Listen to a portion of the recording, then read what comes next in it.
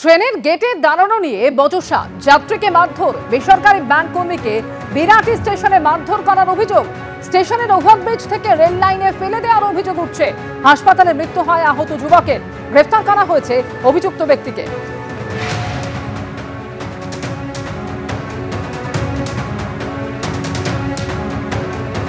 রয়েছে বিরাটি স্টেশনে গত 31 তারিখ গোটা ঘটনার সূত্রপাত। ট্রেনের গেটে দাঁড়ানো নিয়ে বচসা এবং সেই বচসার জেরে এক যুবকের মারধরের ঘটনা। গতকাল ওই যুবকের মৃত্যু হয়েছে। ওই মৃত যুবকের পরিবারের সদস্যদের করা অভিযোগের প্রেক্ষিতে একজনকে গোটা ঘটনায় বারাসাত জিআরপি অ্যারেস্ট করেছে। যে ছবি আমরা দেখাচ্ছি যে এটা বিরাটি স্টেশনের 3 নম্বর প্ল্যাটফর্মের যে ওভারব্রিজ, তার সামনের যে অংশ সেটা।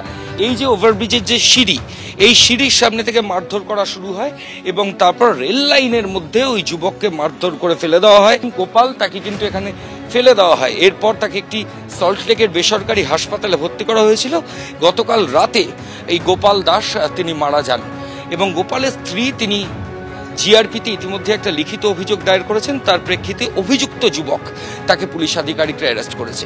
বিরাটি স্টেশনের সিসিটিভি ফুটেজ ক্যামেরার সেটাও পুলিশ আধিকারিকরা খতিয়ে দেখছেন।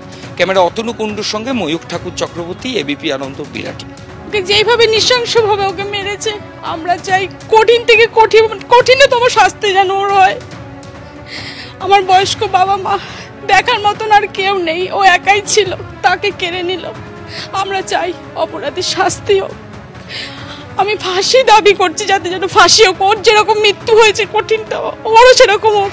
প্রচুর কষ্ট পেয়েছে ও, সেরকম যেন ওরও হোক। ওরা ট্রেনে করে দমদমে আসছিল, দমদম থেকে আস্তে আস্তে ওদের সাথে তর্কাতর্কি হচ্ছে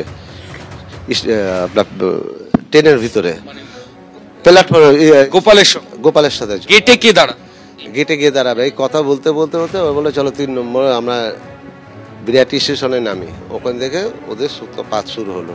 ছেলেগুলোকে ওইটাকে তো প্রচুর মার মেরেছে, মেরে লাস্টে জিআরপি দিয়েছে। জিআরপির কাছে যার মানে ও বেঁচে যাওয়া।